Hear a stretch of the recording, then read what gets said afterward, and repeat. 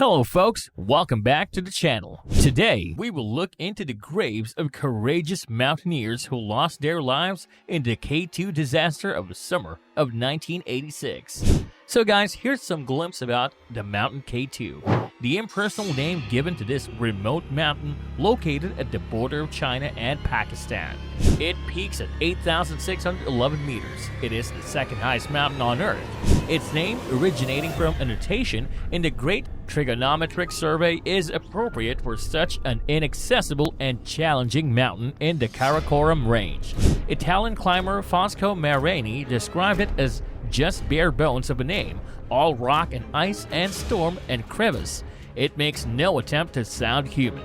To mountaineers, it is also known as Savage Mountain, for it holds, after Annapurna, the dubious merit of having the second highest fatality rate in the world. Of the mere 300 climbers who have succeeded K2's ascent since the 1950s, 77 have died, most on the way down. That's 1 in every 4. So the 1986 K2 disaster refers to a period from 6 August to 10 August 1986 when 5 mountaineers died on K2 in Karakoram during a severe storm, and 8 other climbers were killed in the weeks preceding, bringing the total number of deaths that climbing season, also known as the Black Summer of 1986, to 13. Casualties occurred during 21st June to 4th August 1986. In the climbing season of 1986, the first casualties occurred during an American expedition. Like many others that summer, the team hoped to be the first in the summit via the technically demanding and yet unclimbed Southwest Pillar, also known as the Magic Line.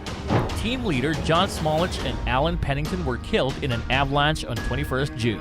Pennington's body was pulled out by climbers who had witnessed the incident, but Smolich's body has yet to be found. The rest of the team left the mountain shortly after the accident. On 23rd June, French climbers Liliane and Maurice Barrard reached the summit just 30 minutes after their teammate Wanda Rutkiewicz became the first woman to summit K2.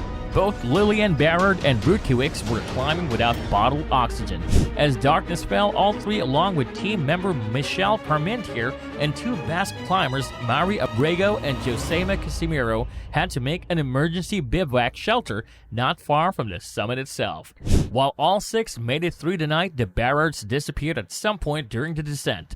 Liliane's body was recovered 3 weeks later, but Maurice's was not found until 1998. Polish climber Tadeusz Pietrowicz fell to his death after a successful summit of the central rim of the South Face on 10th July. 6 days later, Italian soloist Renato Casarotto fell into a crevice after an unsuccessful attempt at climbing the Southwest Pillar. He was rescued from the crevice but died shortly thereafter. On 3rd August, Wojciech Ross, part of a combined Slovak-Polish team that successfully summited the Southwest Pillar without using bottled oxygen, slipped off the end of a fixed rope and fell to his death.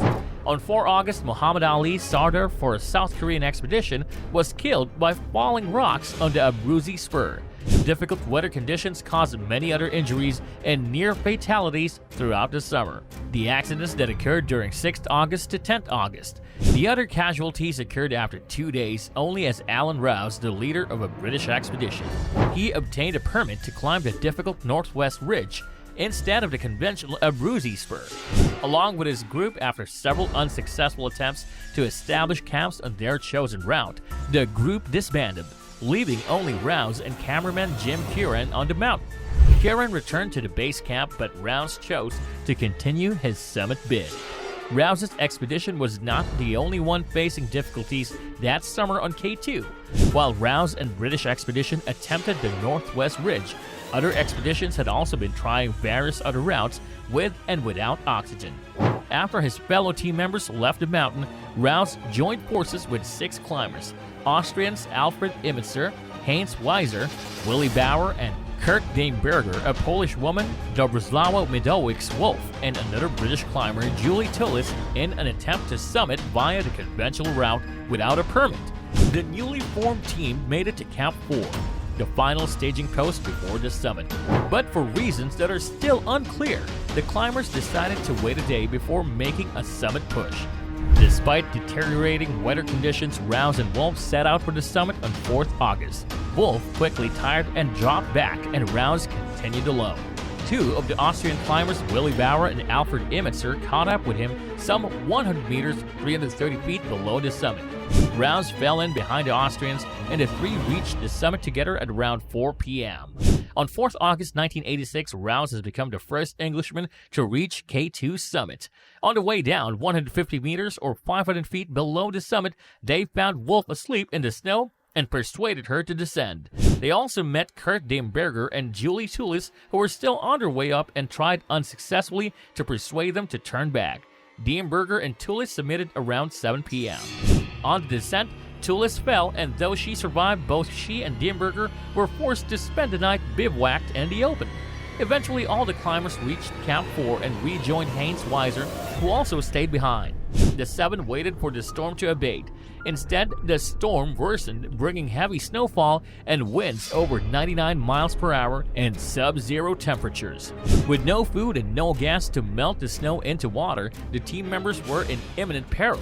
At an altitude of 26,000 feet, the body requires approximately 6 liters of fluid per day to avoid dangerous thickening of the blood. Given that the oxygen saturation of the air at this altitude is only a third of that at sea level, where the risk of death by hypoxia is high.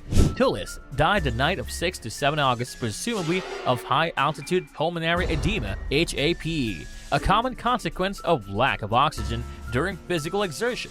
The other 6 climbers stayed at Camp 4 for the next 3 days, but remained barely conscious. On 10th August, the snow stopped, but the temperature dropped and the wind kept blowing ruthlessly. Though weak and severely dehydrated, the remaining climbers decided that they had no other choice but to get off. Rouse, when conscious, was in agony, and the other climbers had to leave him behind in his tent to save their own lives. It was a decision for which the survivors, particularly Deemberger, would be severely criticized. Jim Curran, part of Rouse's British expedition, defended Deemberger, saying that there was absolutely no way that either Deemberger or Willi Bauer would have gotten Rouse off the mountain alive. Imitzer and Weiser blinded by the snow and collapsed just a few hundred feet from the camp and could not be revived. Wolf, who was descending last, never made it back. A year later, members of a Japanese expedition found her attached to the fixed ropes, still standing upright and leaning against the wall. It was a horrifying scene to watch someone in that particular position. Bauer and Deemberger, the 2 remaining climbers, found that Camp 3 had been blown away by the hurricane-force winds, but were able to make it to the relative safety of Camp 2 during the evening of 10th August. Bauer made it to base camp under his own power, but Deemberger had to be brought down by Jim Curran and a pair of Polish climbers. Bauer and Deemberger were transferred to safety by a chopper on 16th August. Both lost multiple fingers and toes as a result of severe frostbite. These are one of the most terrifying incidents that I've ever heard, as I can't even imagine the pain that they have gone through, and I believe we must pay our deepest condolences to these brave hearts who lost their lives. And that's it for today, guys. I hope you've liked the content in this video, and that you'll definitely hit the like button and subscribe to the channel to get more videos from our side. Do hit the bell icon to get notification each and every time when we upload a new video. See you in the next one. Until then, peace out.